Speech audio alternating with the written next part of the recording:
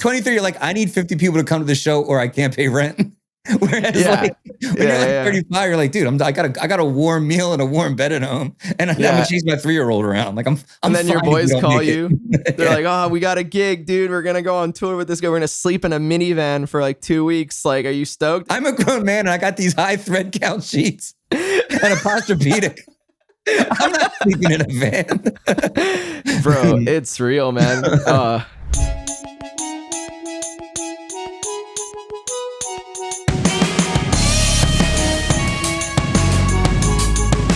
Today on Loves Music, I'm joined by William Langlais from the band Arlo Wells. He's a production engineer, a killer musician, and he joins us all the way from Vancouver. Arlo Wells is a band whose sound I can only describe as a mix of emo, hardcore, metal, tight musicianship, booming sound. I mean, the songs are absolutely brutal. I love the band. I think you're gonna like them too, and you're seriously gonna enjoy my conversation with William. Up next, William Langlais. William Langlais from the band Arlo Wells, my brother. It is so good to connect with you, man. So good to chat with you, man. So let's talk about this music. Arlo Wells, killer band, right? I'm a little bit new to the metal scene, but like I know when it's good. And the problem is with the kind of music you're doing, one, you guys have to have like killer musicians, and when it's bad, it's really bad. But you guys are like, but you guys are like killer, man. The only issue was I wish there was just a longer album to listen to. Like all the songs are dynamic, good, different. You're doing cool things with the visuals, but one thing at a time. Take me through the shout out the guys in the band too, because I want to make sure their names get heard on the show as well. Yeah, we've definitely got like a little bit of a lineup change since the first EP. I will say like probably a big reason why we don't have like a bigger catalog is just the timing of things. Mm-hmm. Like the first EP, I guess like we worked on between like 2018, 2019. And then like during that stretch, we were like tracking the first EP, and then like pandemic happened. So like, I feel like that's just like every other project that started right before then. So since the lineup changed, so like we've got Riley on guitar now, like, and then Alex Chapman still on vocals. We got my boy Caden Bell on the bass, and Tim Horan's the new drummer. So yeah, shout out all those boys. And then, but yeah, like, so we used to have Austin on drums. He was a big lyricist with Alex too. So like, that's been a bit of a switch up, but yeah.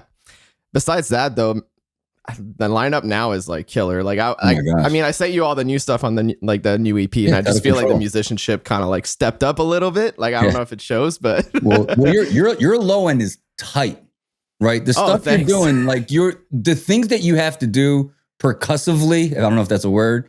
You know what I mean? To try to keep up the energy and still be tight. I mean, it's like advanced jazz standards in the mix of like hard rock. You know what I mean? We're not just playing like riffs and keeping time anymore. You know what I mean? The stuff you're playing is complicated, sophisticated. Shout out to Alex on the vocals too.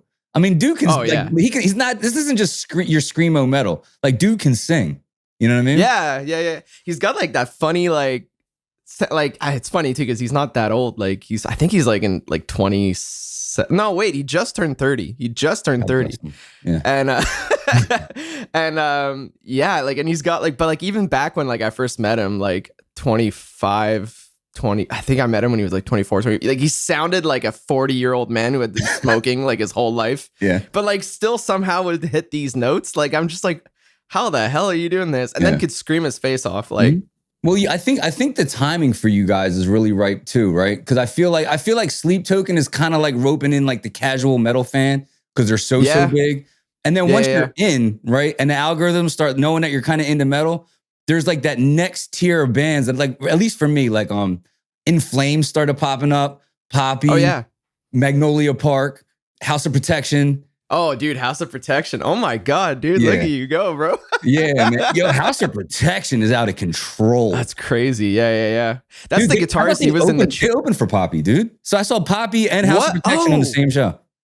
I think I did see that on a poster. That's crazy. Dude, Poppy and like, and Spiritbox. Like I know Poppy just did something with like Courtney Lee. And Amy Lee as well. Yeah. Insane, dude. That track's crazy. Yeah, man. So I think that's now you're roping in like the casuals, you know what I mean? They just kind of have like a cursory knowledge of metal. Your stuff is right there. Would it be fair to compare you guys to Architects? Because that's where my ears went when I first heard I could that hear it. album. Yeah. Not Like exactly. You don't sound like them, but it's like, all right, if a stranger's on the street and was like, what does Arlo Wells sound like? I'd be like, maybe Architects a little bit, you know? Yeah. We get compared to like, I mean, I feel like it all depends on like the generation or the whoever you catch. But like some of the bands we get compared to, like, or at least one of them is Alexis on Fire. Okay. Like, is like one of them that we get compared to a lot. But I mean, honestly, like it just, like I feel like with us, like, and I don't think it's like necessarily something we do on purpose, but like, well, so far we've been writing these little EPs and every song's kind of like its own little pocket of genre in like what you would label us under is like the label of like post-hardcore umbrella, I guess, you know? Okay. So like some songs maybe a little bit more like on the emo side, some songs are a little bit more punk, but like it's always within that, a bit of screaming, a bit of singing, like a lot of melodic undertones in the riffs. And then we have like one song per EP that's just like, like a 2-minute hardcore track. well, that's what kind of distinguish you guys. I think for the casual fan, right? They're going to be like, all right, all the screamer stuff is going to run together. I could do maybe a couple minutes of it. But what distinguishes you is going to be instrumentation. And then when you do have the, you know, maybe the melodic verse into the screaming, or like, that's what, for me, that's what separates song to song. And I'm like, oh, this is like a cohesive project. This isn't just like five angry dudes in a garage. You know what I mean? Yeah. And it's clever, man. It's clever stuff that you guys are doing. Dude, thank you, man. Yeah. And I feel like even for me, like I'm all over the place. Like my music taste is like I listen to like a bit of everything, like in the truest sense of the word. But like I feel like, I don't know, maybe I get bored as a musician. Like I can't just be like riffing all the time. Like I need I love like a more complex like chord progression. I love like playing around like, you know, like all the verses like a little bit more on the major scale, like really happy, and then like twist it on its head a little bit, start bringing out like some of the darker like melodies throughout, and then kind of shifting it back and forth. Like I love doing that when I'm writing like a song, but I'm not like the craziest musician either. So it's like, for me, it's like it has to kind of come naturally, like, or else like, I don't know, like I'm not gonna sit here and say like, oh, like I like chart out my shit and then like, you know, sorry, but yeah, like you know, I'm just like whatever comes to me, and then like like if I'm bored, then I scrap it. But well, take me through your writing process. How much of the songwriting are you responsible for? Everything's at my house for the most part. Like when we're writing on stuff, like I'm in charge of the demos, pre-production, all that stuff. So like, we kind of usually, when we're hitting the studio, everything's already like multi-tracked, everything's already recorded, and then we're like taking it to an engineer, and then we're like, yo, like this is what we're doing. Okay. And then so we're bringing him like stems for like everything. Like the only thing we won't track is drums. Okay. Just because space, you know. So we'll do everything on MIDI. Like usually, whether or not it's like my boy Tim playing like a sample pad, or like we're just typing it out like mouse and keyboard. But usually like bass is done like DI'd, tracked. Gets the same with guitars, and then vocals as well. Like vocals is like probably like the biggest thing too that like I would say is not quite ready. Like usually we'll have ideas and like harmonies, scream tracks and everything, but like and then we'll go to the studio and just re-record everything. But like the bones are there. Like the song is done, and and then shout out Jordan Chase. Like he's our boy. Like he had a pretty successful band back in the day called Secret and Whisper. They're actually getting back on. Okay. Playing shows again. Like I think they just played Furnace Fest is the last show they just played. Like so like he'll re-record all of our stuff, adds his own little production twist, like maybe like step up a couple riffs. Like he's a mastermind with melodies and harmonies. So like usually like vocals will get a big step up after working with him. Like I think our new track, the one I sent you from the new EP, Fresh Cut. We like recorded so many harmonies on that track. It was insane. Like I remember he muted all the instrumental tracks and all the post-production and just like played the track, but just the harmonies. Dude, this thing sounded like a Backstreet Boys band like song. Like by the end of it, dude, it was crazy. Like we actually want to make like ad libs where they're all like, it's a bunch of tracks of all four of them yelling. Oh, dude, it was crazy. Yeah, like there's like, I think in the chorus there's like stacks of like 3 to 5 part I think like 5-part harmonies in some section. Like it was nuts. Like we kind of want to release like a little like short form real like content type thing of it, because it's It was just so funny, man. Like it's just like if you muted everything, you're like, I don't know if this sounds right, and then you put the riffs back in, you're like, oh, okay, right, this works. It only works as a collective, right? Yeah. So you always use the same engineer, right? For the 2 EPs we did, yes. Okay. We start like the first EP we started with like a buddy of ours, Tim Creviston, and like locally, like I mean, he has worked with like some pretty big bands himself, like from all around. And I think he moved to Toronto for a bit, or like also works out of Toronto. I'm in like Vancouver, BC, by the way, just for people asking. But he worked on like the engineering part of our first EP, and then we went with Jordan for like the mixing, mastering. Okay. For the second EP, we worked with him from the start, just because it made sense. Like, yeah. And so we were talking about on the prep call, like how important it is to have like that chemistry with your band. You can have 5 talented musicians, but if you can't get on the same page, what are we doing? So you talked about your self-proclaimed role as like the band dad. Tell me about what that's like, man. You kind of keeping everybody, you're like the glue holding everybody together. I mean, like flex a little bit, the guys will understand. But I mean, I don't think it's necessarily something you pick, right? Like, I think it's just whoever has like that dog in them, like who has that drive. And it's also like a matter of experience. I think like the way I landed as like a band dad is just at the time the band started. Like, I think I just had the most experience. Like just for context, like I was in other bands before Arlo Wells. Like, this is probably like my, like as far as serious bands go, like probably like 3rd or 4th band. So like when it came to like booking shows, talking to engineers, networking, this, that, like most of the guys would like, whenever like something would come up in the room and we're like, oh, we need to do X, Y, Z, like they would like turn over and look at me and go like, so how do we do this? So you just end up the band dad, you know, because it's like, well, Will knows all the guys. Will knows all the, so. That's not even that uncommon too. Like when you see like, there's always like that one guy with like administrative gifting, like in the band. Yeah. You got like 4 dudes and the one guy's like, hey man, somebody's gonna have to call the accountant. Exactly. And one of them's gonna be like, one of us is gonna have to make the reservation. I guess that's me.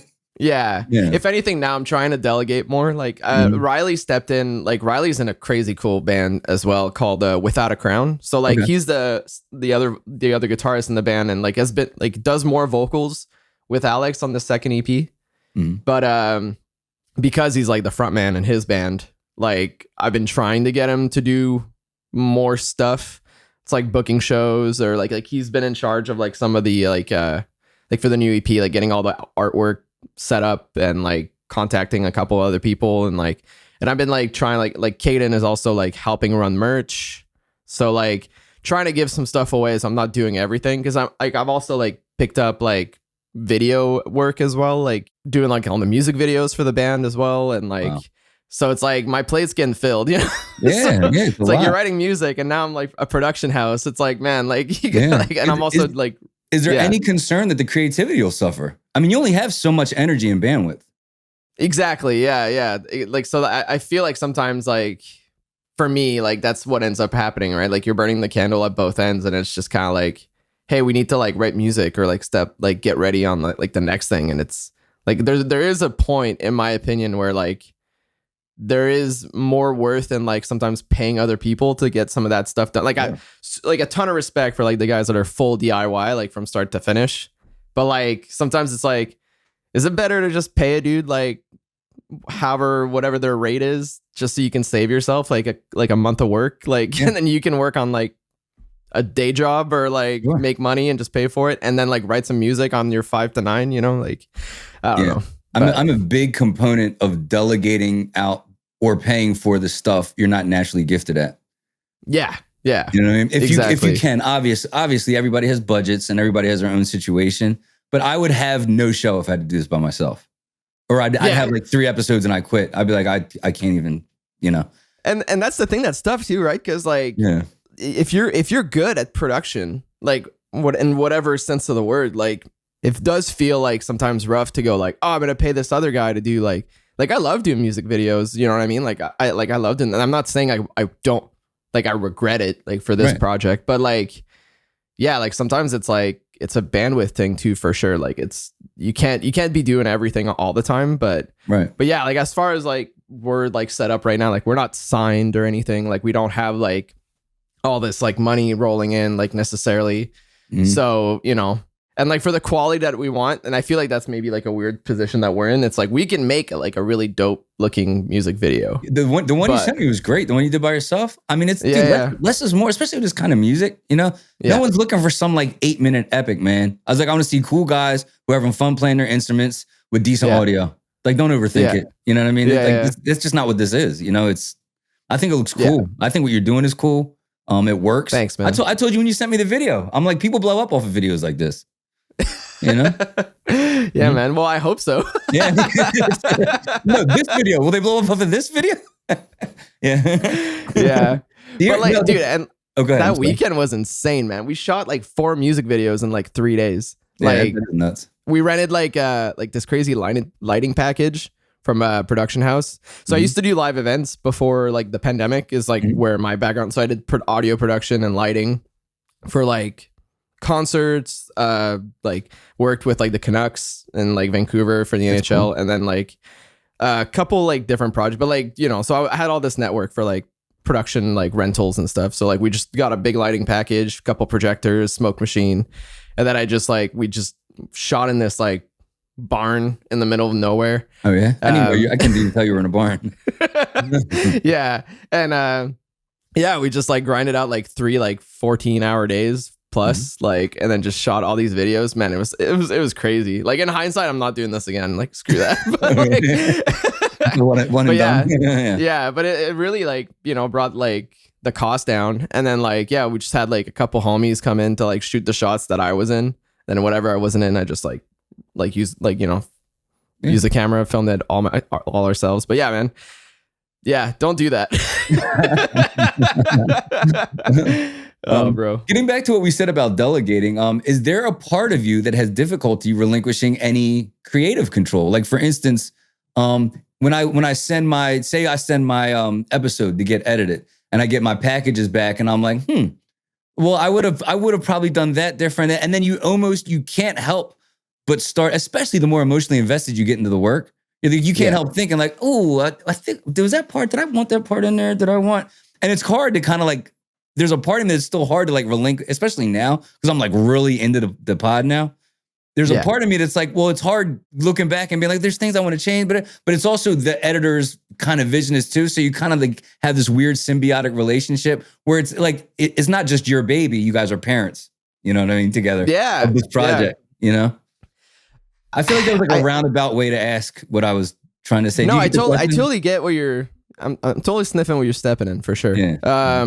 But like, I would say like when I was younger, I feel like to your point, like it's like a matter of understanding like what goes into like whatever production. Like, so like for songwriting, let's say, I definitely had a harder time for me, like letting go. Like, I feel like it really depends on the song, like personally speaking.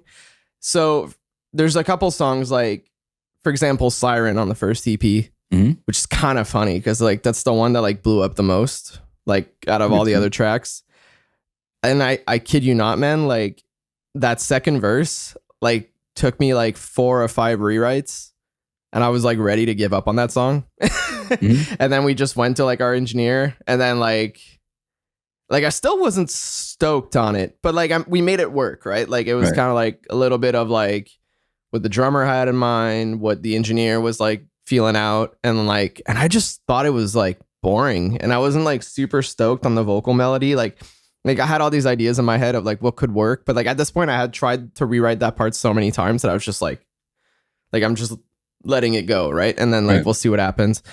And I would say the same, like there's probably like one track on the new EP that I'm like, you know, like if I could rewrite some parts and shop it more, like I would, but like as long as the other boys are stoked, like I like that's like, you know, I just give it up. Like so I write it to like the best of my abilities and like how excited I can be, but I've just come to realize that it's like nothing's ever going to be perfect. No.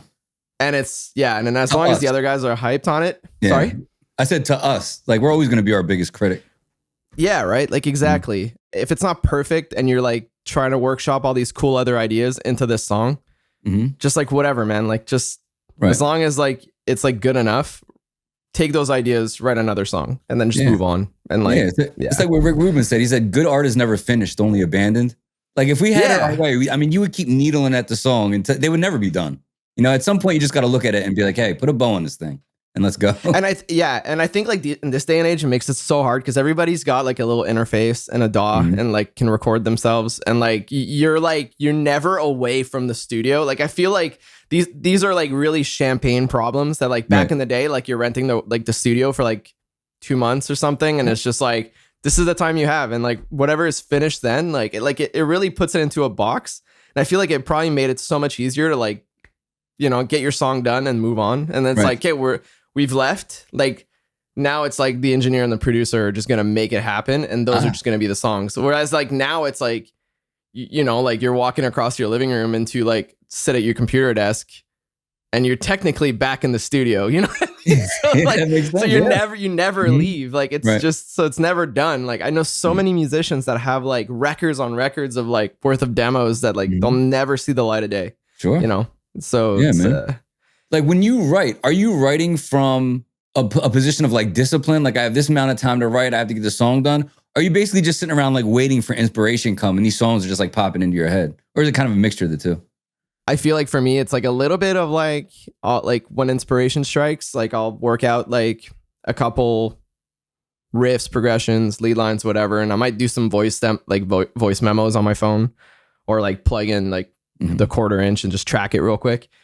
But it is like discipline for me, I would say, like more times than not. And, you know, and I'll use those voice memos to like refer to something like if I need to. But man, it's really funny because like in hindsight, like I do it like out of fear, like, oh, I'm gonna forget that idea. But like, I kid you not, like it's so rare that I go back to those voice memos, bro. Like I'll just get a better riff. Like I don't care. That's so funny. I'm like the same way. I'm like, all right, if I have a really good idea, I'll record it. But if it's a really good idea, I'll remember it and like won't need to like refer back to the yeah. And it'll just be like a little bit different. Like I know the riffs I like, and I know what I like to bounce around as like voicing. Yeah, like you have a style, you know what I mean? It's not like the gamut of chords and sounds. Like you have your pocket, and you're like, that's usually the like I do most of my fishing in, you know? Yeah, exactly. Yeah. So and I feel like too that comes with like I don't know if validation is the right word, but like I feel like when you've done enough music and then there's like enough people that like kind of dig what you're doing. Sure. It makes you feel like it's like, at least for me, like speaking for myself, it feels like it's like, yeah, like I won't lose it. Right. Like there was a point in my time doing music where I was like worried that I'm like, oh, like what if I have like this like mojo right now? And like, if I don't milk it to death, like I'm going to lose it. Right. Like, and like, I don't know, you grow older and you do more of it. And then eventually like, and you work with other like producers and musicians. And eventually you're just like, nah, you'll be fine, man. Like, I've had half a dozen guests say that. They're like, yeah, I have like this weird underlying anxiety. Like I have this great project and I'm like, yeah, I'll never do another one. Yeah. Like, no, it's silly. Yeah, it's silly. It's silly. Yeah. Yeah. And like, it like with whatever, right? Like, I've done like, you know, I haven't released like any of this stuff, but like, you know, I've dabbled with like making like lo-fi, like, like kind of like tracks that are like different genres and different whatever. And it's not like necessarily the best music, but it's like, I can do it. And it's just like, and to me, like the way I look at it, it's like, just spend more time like doing this stuff. Like, I don't know if I would ever like, you know, like as far as like vocalist goes, like I would never probably be like a rapper or this or that or whatever. Like it's not my lane. But as far as like a producer or making like tracks or beats or like instrumentals, whatever, like, no, I just feel like there's a level of skill that you hit that you can kind of tell like this slaps or it doesn't. Right. So well, we are the tastemakers, right? I do think our ability to create is an innate gift. It's a skill that we refine over time, but it is an innate gift. So our gut is usually right. Now, sometimes our gut is ahead of its time, you know, so you put something out and like it takes a while for the market to catch up to what you put out. But like our gut is, if you're a creator, if you're an artist, like especially an established artist, your gut isn't really wrong, you know? No, yeah, exactly. Yeah. There's definitely like different skills that go into production, like whether it's mastering, mixing, this, that, whatever. But like, I just feel like when you're like making music or in any way, like when you hear a good idea or a good whatever, like you can kind of like tear it apart from like the production value, whether it's the mix, the this, the that, the whatever. It's like, oh, there's bones here. Like there's a good idea, you know? And I feel like that's kind of how it is too. Like even when I go to like local shows here or whatever, and I see like an up and coming band and like I see them like slamming their thing like on stage, just like riffing and it's like, yeah, they might not be like the tightest right now, or they might not be like, you know, the vocalist might be having like a rough day. Like he's on like a week long like touring stretch and like voice is tired, whatever. But like I can hear what they're going for, and I'm like, bro, like if I could get these guys in a studio and like get them going, like man, like that would be so cool. Like I can really tell what they're trying to do, you know? Like now how much of that, what you're talking about, how much of that is emotional and how much of that is technical? Because I'm literally doing that all day looking for guests, and I'm like, this somebody's still trying to figure it out. Maybe I'll circle back, and then I'll hear something, and I'm like, this might be some of the best stuff I ever heard. I hope they return my DM. You know what I mean? Yeah, I think it's a bit of both. I feel like there's definitely an emotional aspect, like where like, you know, it gets you excited, you're hyped. Right. But I feel like there's definitely a level of like experience, like, and like, you know, like just speaking from like knowing you, like you've been in a studio, like you've written music and you've seen the process, right? Like, so I feel like there's like that part of it. And then like also your own experience, right? Like, you know, where you started and where you finished, and everyone's path is going to be similar, right? Like they're going to go from like a scrambly little musician, like starting out to like shaking off the rust and like, you know, like sharpening their sword and like, you know, like eventually like they're like slicing and dicing, man. Now, how much of that feeling, right? How much of that feeling is the music and how much of it is just them? Like there's bands where I'm like, they're still having a little bit of trouble getting out of park, but I just freaking like them. I just like them. They're going to be good eventually. I don't know what it is about them. I'm looking at them, their look, their socials, and I'm like, there's something special here. The music will catch up to it, but like, this is something special. Yeah. For you, how much of it is like look, feel, attitude, and how much of it is just music?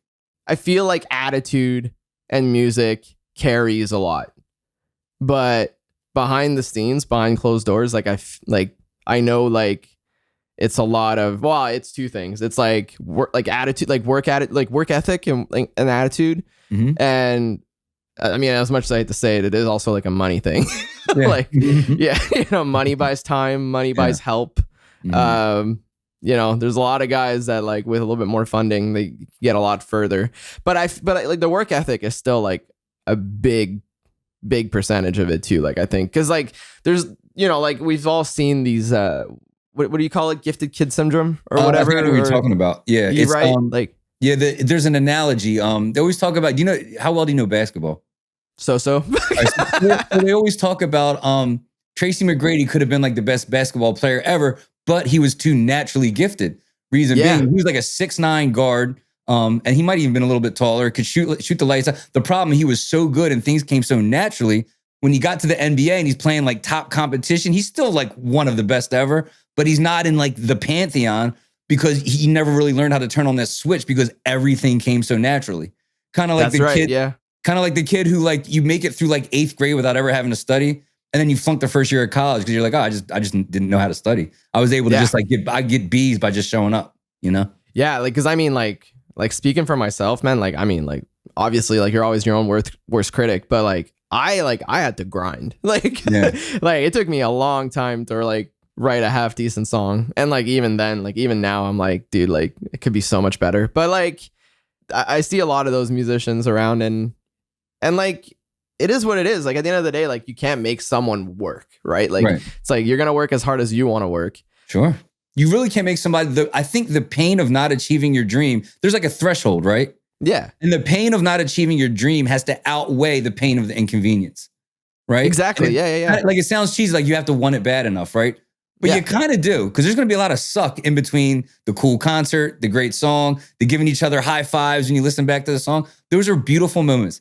And in between those moments, there's a lot of suck. You know, so much suck, dude. So you're the pain of not hitting the goal, or like the pain of just wanting it so bad, has to outweigh all that inconvenience and all that like shit you're gonna have to crawl through. You know what I mean to get there. And around our age too, like there's other things that dudes are striving for too, like, or like people in general. I say dudes, but like, gender neutral dudes, like, right.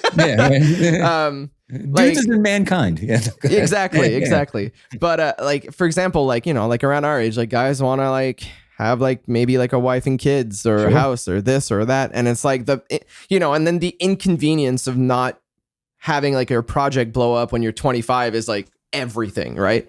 But the inconvenience of like your project not blowing up at 35 when you're about like you just got married and you're trying to have a kid with like your wife and you got like a good job and whatever ain't that bad anymore. Right. Your plan B is looking a little more comfy. Whereas like when you're 23, you're like 23, you're like, I need 50 people to come to the show or I can't pay rent. Whereas like when you're like 35, you're like, dude, I got a warm meal and a warm bed at home, and I'm gonna chase my 3-year-old around. Like I'm and then your boys call you. They're like, oh, we got a gig, dude. We're gonna go on tour with this guy. We're gonna sleep in a minivan for like 2 weeks. Like, are you stoked? And you're like, bro, like my back hurts in a computer chair like for too long. Are you kidding me right now? I'm a grown man. I'm a grown man, and I got these high thread count sheets and a Posturepedic. I'm not sleeping in a van. Bro, it's real, man. I don't miss those days. There's something liberating about understanding the cost, though, right? Yeah. I didn't get as bad, but I actually have friends that haven't even done my podcast because the pain of not making it, they don't even want to like open those old wounds. You know what I mean? They went all in and it didn't work, and they're just like, dude, I can't even talk about it. I'm like, all right, a little melodramatic, but all right. That's crazy to me. But I never really had like all respects. Like, sorry. Wild, right? Yeah, it is wild. And I'm like, well, here's the thing. It's not about quitting or being washed up. I think it's what happens is, and it's kind of liberating. You just understand the cost. You know what I mean? And it's like, yo, there was a great deal paid to become Taylor Swift. There's a great deal paid to become, The Warning or John Mayer or what, you know what I mean? Those are huge costs, and you're talking about time, and you're probably talking about family, and you're probably talking about major things people had to sacrifice. And when you get to like 30 and you're just like, look, music's dope. This is about how much I'm willing to pay, and this is about how much I'm going to get back.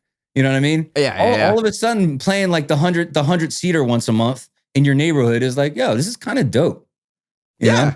You know what I mean? And the thing is that like, like people say it all the time, but like comparison's the thief of joy, right? Like, and I think that's the biggest issue is that like you get to a point where like, and I'm not saying like that's what we're doing, but like you get to a point where it's like, oh, it's easy to fill like a small theater or like a this or that.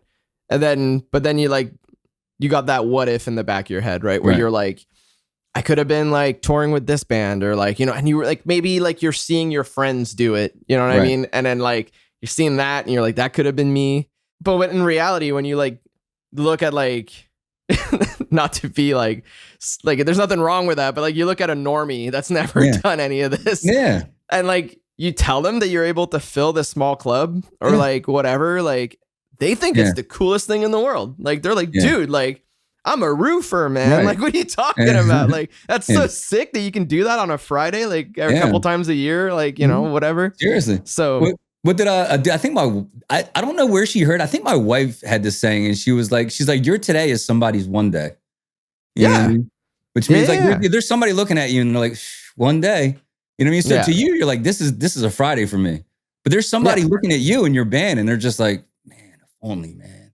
They're looking at your video that you're like, it could be a little bit better. They're looking at your videos, they're hearing your songs, and they're like, Arlo Wells, man. I mean, if we work really hard, one day, And that's the thing. Like, it's, like it's tough to like separate yourself from all of that and like, realize like that it is cool. And, and the thing that reminds me of it a lot of the times, funny enough, it is like kind of like the buddies you're talking about that like used to do it and like they've been removed from it for a bit. Yeah. Now they're doing something else that could also be just as cool. They're just not like doing the music thing right now. And like they're seeing what you're doing. They're like, dude, that's so sick. Like I had a friend of mine, he's like a like Twitch streamer, YouTuber guy, and like super cool gig, right? Mhm. And like he came to our last show like a couple months ago and like has like a bunch of views and like, you know, like it's a living for him, right? And he comes to the show and he's like, bro, I miss it. Like, that's so sick. And I'm just like, bro, like, you get to play video games for a living. Yeah. What are you talking about? Yeah, Like, for that's income. crazy. Like, Yeah. But you know, like, it's like grass is always greener thing, right? Like, and I'm not saying I would rather do that, but like, you know, it's like, Yeah. I just think it's funny, like that, like, you know, like it's so easy to forget how like, even like though it's like a lot, because I think to your point, I think people just get stuck in the suck part of it. They don't like living in the moment when you are on stage or you are releasing like music and like seeing like the cool comments come back and like the messages, the DMs that you get, people are like, dude, like love this, love what you're doing, whatever. Like living in the moment and just appreciating it is so hard when like you're just stuck in between and like looking at like whatever the bills or like the chain of emails trying to book shows and like, you know, trying to set up band practice to like, you know, working out the live show. Like, it's like you're stuck in the grind of it all the time. It's like, it is hard. Like, well, I think a lot of people stop. Well, a lot of people start and it's hard and it's tough, but they never really do it long enough to see like a real first win. They may have a good time, but they haven't done it long enough to get a legitimate data point to be like, okay, it takes this much work to do this. They just start working. It's almost like I don't want to butcher the quote. It's like almost like this the optimism curve, right? You start out with blind optimism. Our band's gonna change the world, right? and then you start working, and then you get blind pessimism, and you're like, oh, we're never gonna make it. This is way harder than I thought, right? Yeah. But if you can get past this, right? Now you get informed pessimism. Like, oh, this is really hard, but it's tough. All right, I see. All right, it took me this many posts, this many phone calls, this many no's to now have this venue. And like, all right, 70 people came out. All right, now I have a data point. Yeah. You know what I mean? It takes this much work to get 70 people in this size building. All right, I got something. Still pessimistic, still hard, but at least now I know. You know what I mean? People never get to that. I think if they got to that, you know what I mean? If I told you, look, man, it's hard work. Your music's good, but it's going to be hard. And it's probably going to get harder. But I guarantee you, 2028, you guys are going to pop. Guaranteed. I saw it in my crystal ball. How much easier would it be for you to go through all that awful stuff, like the downside of music? How much easier would it be, right? So much easier, yeah. Like, but we're out here running a race with no finish line in sight. Yeah. Just like doing work and hoping. You know what I mean? Yeah, and I think too, like a lot of people put conditions on their stuff too. It's like if it doesn't happen by X, right, and like whatever that X is, like I think that like a lot of people, like whether it's subconsciously or not, I think a lot of people do that, and then so it's like whether or not it's like, hey, I wrote this first record, didn't really hit, I'm gonna write another one, but if this one doesn't pop, like I'm done. Like, and I think that's the biggest issue with a lot of it. And then like, and it's funny to me because I see so many musicians do that and then they'll like start another project or the other side project, then they keep doing it. And I'm just like, man, if you just stuck it with like your first project, like this stuff compounds over time, right? Like, and it snowballs. And I'm not saying that like rebranding and restarting, like there is something good to that, but but I don't know, like I feel like people get in their own way so much. Yeah. Like, well, I don't think they realize that when they quit and take those hiatuses, they actually start over. Like you'll talk to somebody like, I've been doing music for 15 years. No, you've been doing music for a year and a half. Then you took 6 months.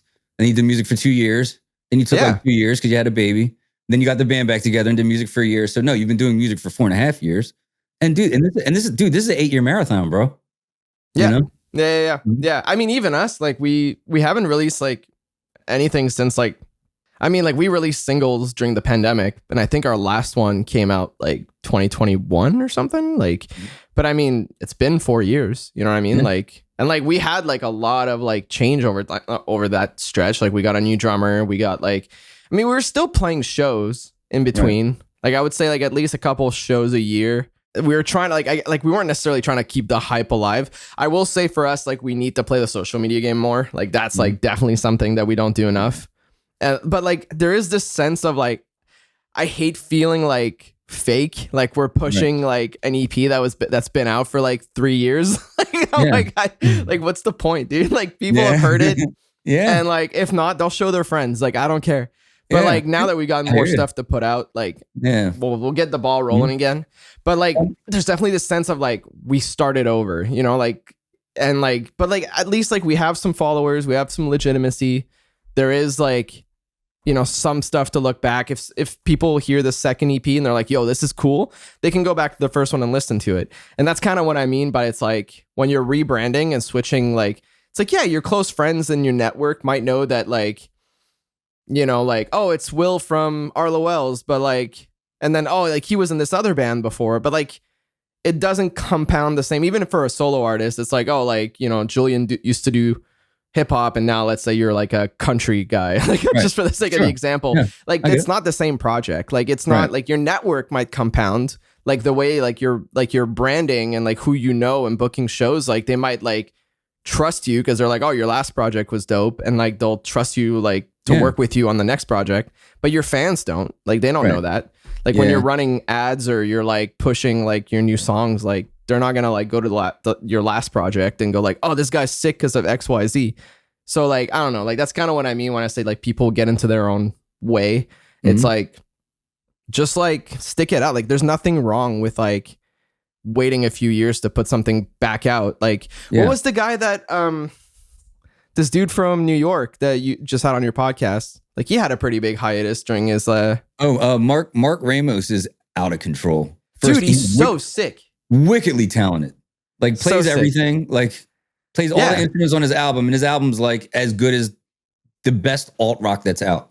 Yeah. Like you can't distinguish between him being an indie artist and him being like on a major you can't tell the difference on the album. Yeah. And that's kind of what I mean. Like, it's like you listen to like his stuff now. And then like, you know, I went back and listened to like his older catalog and I was like, dude, like, I'm so glad this dude didn't just stop or rebrand. I'm like, cause I would have never found this old music of his, you know what I mean? Like, so I don't know. Yeah. Man. I feel like we're kind of running in circles, but when you talk about self-promotion too, and I didn't, cause I wanted you to get to the, like, cause what you're saying was important, but I think it's like the hardest thing for us is, and this is a frame that helped me, is like if we approached our promotion with the same creativity that we approached our music with, I think we'd feel better and we'd feel more genuine. The problem is that we spent like 25 years refining who we are and putting like all this life and work and feeling and genuine pain and joy into this music, right? And then you're like, okay, I guess I got to do a TikTok dance to get people to look at this album I made. Yeah. I just tore my elbow. No, but serious. But like the thing that helped me was like, all right, one, don't take myself too seriously. Like I'm trying to like make videos for this. I'm a grown man. You know what I mean? Yeah. Like probably too old to be on like half of the platforms. And I'm like, okay, well, I have a podcast. You're not old, dude. Stop it. Like, I was like, I have a podcast and I got to promote it. But it's like, okay, I'm doing things, but now I just having fun. You know what I mean? And I don't know if it works or not, but at least it keeps me sane where I don't feel like an idiot. You know what I mean? It just feels like I'm having fun, like doing an art project. Yeah, I have such a weird angle on this because like I do work with like doing video production. Like I work with so many different clients and different types.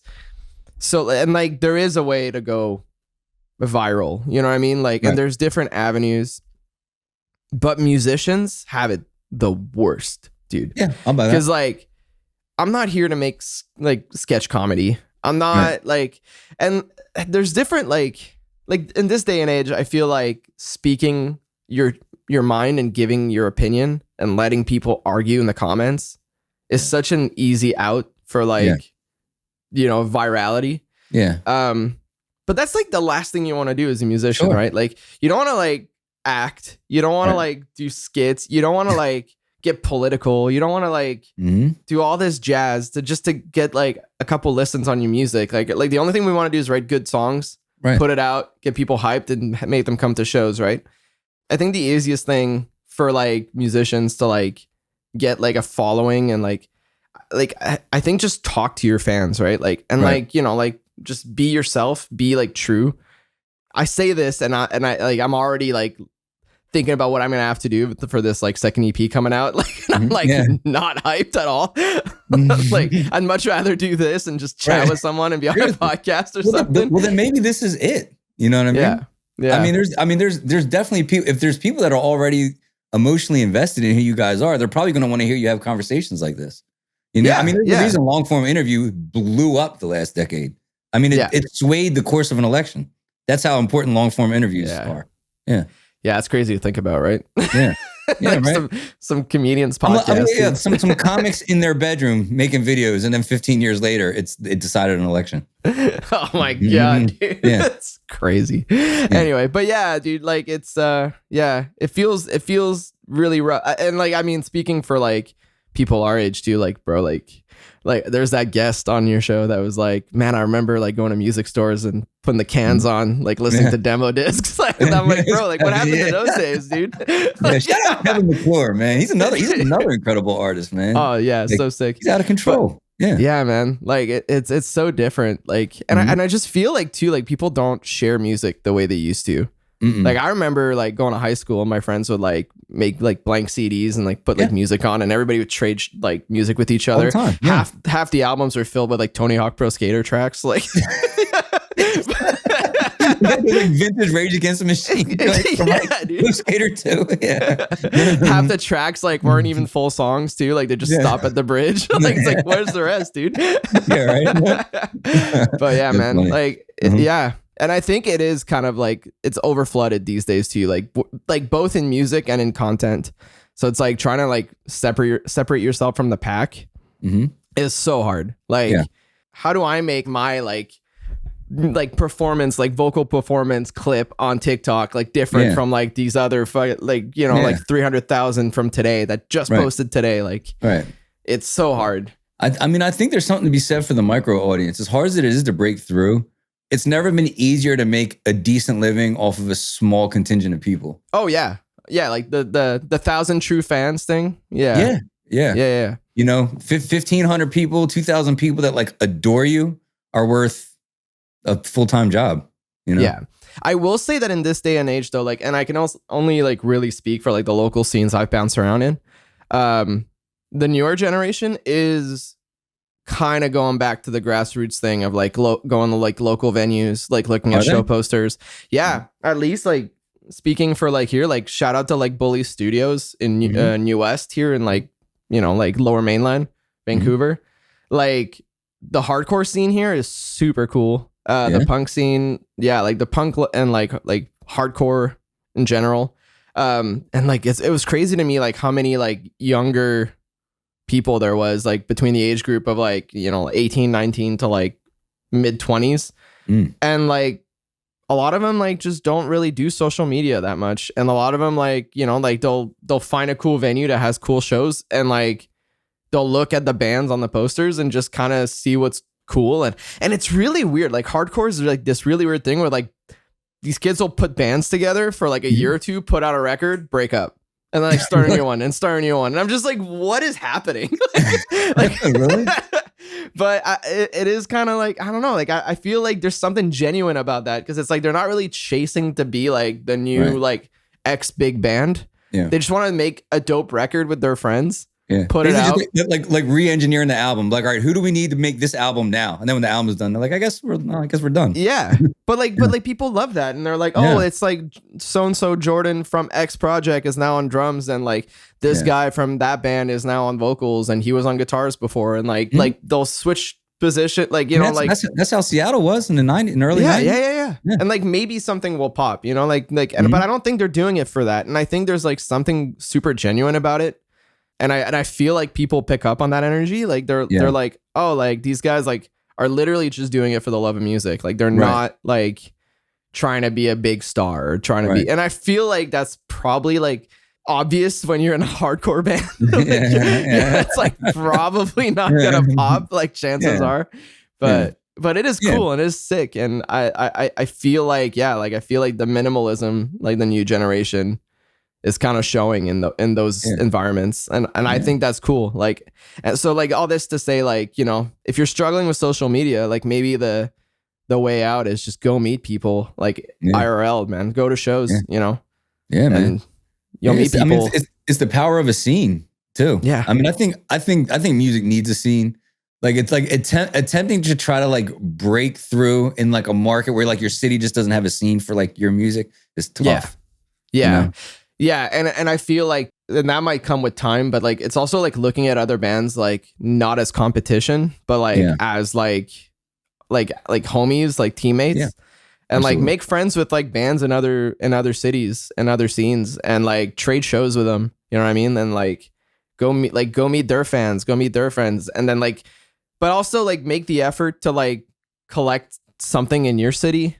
Mm-hmm. And when they do come to your show, bring people out and introduce them to like that artist, right? And like just keep doing that and bounce around. Like it's really hard in Western Canada because like everything's so freaking far apart from each other, man. Yeah. Like driving to Calgary like takes like it's like I don't even like 16 hours, 18 hours, Oh, wow. like whatever the hell. Like I'm exaggerating a little bit, but yeah. But like that's why I can't relate, man. Like I'm in Philly, New York's 2 hours, DC's 2 hours, Atlantic City's 2 hours. Yeah. Oh, dude. Well, like I toured Canada, Canada with like my last band, not this project. And like, man, when we got to the East Coast, it was so nice. It's like, oh, like we're playing Montreal. Okay. Oh, we're playing Ottawa the next day. It's like 2 hours and a half away. It's like, oh, we're playing like, you know, it's like whatever. It's like everything was in like. That's like half a podcast episode. We'll be there when I'm done. Dude, that's so cool, man. Like being able to just drive a few hours and chill for like 3 hours and like get to like sound check early. Mm-hmm. Meanwhile, like, you know, you're driving from like Edmonton to Prince George, Northern BC. Like, and you're like, what are we doing, dude? And you're showing up like 30 minutes before sound check and you haven't eaten. Yeah, right. Well, I hope you're well compensated. No, bro. That was a bit of sarcasm. They're like, here, we'll get your drinks tonight. You're like, yo, dude, I just took 16 hours here. They're like, we'll cover your drinks and you can order something from the bar. Fried food only, though. yeah, exactly. It's the soggiest food you've ever had. Oh my God. Yeah, that's so funny, man. So funny. What would success look like for you, right? In the short term or long term? I would say like the bigger goals for us, and like I don't think necessarily it's like to like push our band up necessarily like to the next level, but I think it's just kind of like bucket list things for us. Like we just want to start like opening for bigger bands within the next like year or two. I see. Getting I think you're certainly good enough to. Thank you, man. I mean, I hope so. Around for your set, you know, like yeah. You know, like I think like that's like some bucket list stuff for us. Like getting like an opening slot on a tour would be really cool. Playing the US is like something I've been wanting to do for a while. Like it's just the visa stuff, right? Like I feel like with my band, it, like all of us like know what it takes and know like the work that goes behind it. And like the financials is just kind of like the only thing, right? Because like, you know, we got guys in my band that have mortgages. We got guys that have like big boy jobs, like, you know, commitments. So like for us, it's like, it feels really weird to be like, I feel like we are like talented enough, like not to like toot our own horn, but like own it, man. You guys are badass, dude. Thank you, man. No second guessing on that, man. You guys are serious. Like I appreciate hearing talented that. And tight. Yeah. Thank you, man. But that's the thing. It's like the opportunities, like it's like, like I feel like we're at that level we could get some really dope opportunities. But like at the same time, it's like it has to make sense. You know what I mean? It's like if we are going on tour and opening for like a bigger band, it's like my boy needs to pay his mortgage. Right. You know? Right. Like the guys need to know ahead of time enough to take the time off, you know, but like we would do it. Like it's just it has to make sense. Right. So, but like even on the local people level, like in that bad headspace either, you know what I mean? Everybody's like bitter and angry. You feel you're just like aimlessly chasing a dream. You're like, dude, I got to send money home to my wife. You know what I mean? Yeah. Yeah. Like you can't, I feel like you can't be in this like joyous, I mean, you can, but it's hard to be in this like joyous, communal, tough, hard thing with your buddies. And you're just like bitter because like the money's not mathing, you know? Yeah, exactly. Right. Exactly. Yeah. So, and I mean, there is some level of like certain sacrifices that we could do, like given that we know like ahead enough. It's like, it might not be exactly the money you want, but like, but it's in 6 months. Like if you guys can like save up and like whatever, but it's like gonna be really worth it as far as like, you know, like the you're playing to like big crowds. Right. Exactly. Yeah. Mm-hmm. So if there's a level of that, sure. And like we're probably not going to be able to do that forever. And if it means like something like, you know, proving ourselves to like some sort of like PR or like touring agency or whatever, like just like, like, you know, like these guys have to prove that they're like hardworking, that they can get on other tours or whatever. Like I'm cool to do it. But yeah, like we're not like 22 anymore. So like it has to make sense. Yeah, don't. Yeah. So that would be like, since I was 22. yeah, right. Yeah. So that would be like my definition of success for like the next like year or two. In the longer term, like, I mean, like I would love to be in a position where like, like we're big enough to book our own tours. I would love to give like the younger guys like, some like my personal goal with music and like what I strive for is like I remember being this 16, 17-year-old kid, like going to local shows and then seeing like really cool local bands and then seeing them blow up. Mm-hmm. Like I remember like there's this band called The Latency back from like around here. And then I remember like seeing them at this like dingy little venue. And then I remember they got picked up by some sort of label. And then like they blew. And I was talking to the guitarist too, like at that show. And he was just like, just do it, man. Like just start a band and like do your thing. Right. And I thought that was so cool because it was just that. Like it was kind of my like eye opening for me. It was just like, oh, this guy just did it. Like he just got with his friends and then just like made a band and made it happen. And then like next thing you know, I'm watching his music video on Much Music. Wow. Like it was filmed in like Whistler, like a place that I had been. I could recognize the spot where they filmed it. And I was like, this is like, it was like this weird, like fourth wall, like breaking experience. So I was like, oh, I've met this guy. Oh, he's just a regular dude. I've been at that place where he filmed this music video. I'm watching him blow up in real time. Like, it was like weird, but like in a really cool way. Like I was like, okay, this dude just did it. Like, so it is doable. Like I could do that. Right. Which is kind of crazy to think about, right? Well, if you really, really think about it, if you really try to like key in on like when people tell these success stories, they seem just as surprised as anybody. Yeah, man. Like we were like, nobody's like, I started doing music. I didn't know it was going to be big. It's like, I don't know, man. We were playing music, man. I was on the couch, staying in people's, spare rooms. And I heard my song on the radio. And I didn't really even know what that meant. And then like one day I just like walked into a club that we usually put 70 people in and there was a line and that was it. Like it really does happen. It just happens. You know what I mean? It takes a while for it to happen, but like every story sounds like that. And you hear it in their voice. They're just as surprised as we are. You know what I mean? So like when you're walking around, you're thinking it's not going to happen. That's probably how that artist felt a week before it happened. Yeah. If that gives you any solace, you know what I mean? Oh yeah. I mean, like I'm just as surprised all the time. Like even the last show we had, like there's like people in the crowd that are like, yeah, I saw like XYZ thing online, or like, oh, I found your Instagram page, or oh, your song came on in a Spotify algorithm. And then they're at the show and it's like, and like you're seeing people that you've never met sing your lyrics back at you. You're like, what the hell is happening? But like wild. It's weird, man. But but it like I want to give that opportunity to younger people, right? Like that's like my goal with music. Like, so long-term success for me is like make enough money that it's worth it for us to go on the road and like take time off like our work and like go to like city to city and then like, let like some cool local openers like have a shot at like, proving themselves and doing their thing and like, that is my goal. Like, and if I can live off that, we're golden. Let's go. Yeah. Right. So, well, like you were saying about that young guy at the show, right? If you could package what you said into like one statement, what would you say to the 17-year-old that showed up and like, hey man, I got a ticket, I got a guitar, I just bought it at a yard sale. I want to get started, man. What do I do? You have 30 seconds to tell something to this kid. What would you tell him? I would say YouTube's your friend, bro. No, like you could go take all these courses, you could go to school, like post-secondary for it and all that, but like nothing's gonna teach you like just doing it. Okay. And I would say like, I would say the first step, make friends with people that know how to do it and don't be shy and hit them up. And then my second advice would be just start learning on your own. And then when you hit a wall, like DM a friend.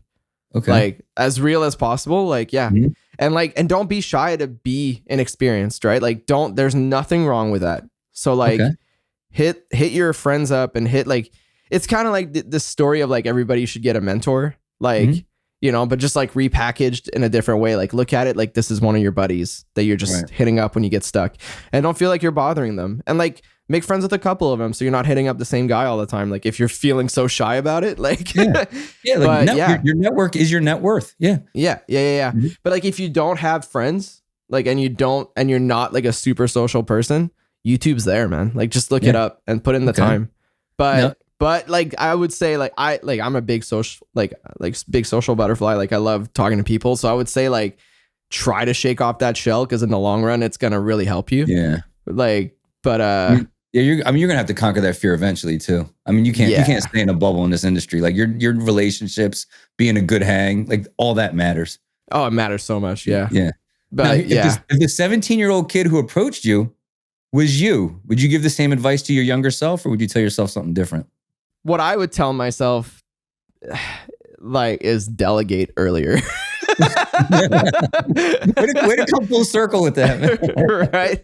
Yeah, that's what I would tell myself. Like, trust people, and like, don't be like I don't think necessarily it was a controlling thing for me, but it was definitely like just wanting to get shit done faster. And I think I screwed myself more times than not, just because I just like bit off more than I could chew. But I mean, how was I supposed to know, right? Like, I don't like, you know, like, I don't let it get to me like in the long run. But like, I also would tell myself too to like, don't not be so shy. Like, I think like, reflecting now, like, I think now I'm not as shy as I used to be. Like, but I definitely think that back then I didn't trust that I could go out and meet people, and I didn't believe in myself enough. Like that, like, I think these people would like give me the time of day to like talk and chat and whatever. Like, I think with time and experience, like, I learned that I could do that. But yeah, get out there, meet people, go to shows like earlier. Like, I would tell myself that too. Like, just like, you know, yeah, find those scenes, man. Find those niches. Right. So what's as somebody who either listens to this show, or as somebody who listens to your music, or as just somebody who interacts with your socials, what do you want? What's something that you want them to take with them after interacting with you? Whether it's a message, whether it's a feeling, whether it's just an overall vibe.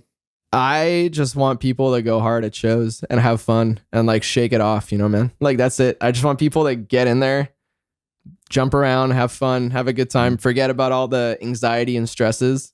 Yeah. Just have fun, bro. Like, that's it. And the message, I don't know if there is necessarily a message. And there doesn't have to be too. Yeah. If you're so obsessed with branding and mission statements and stuff, maybe you just like to play music. Yeah.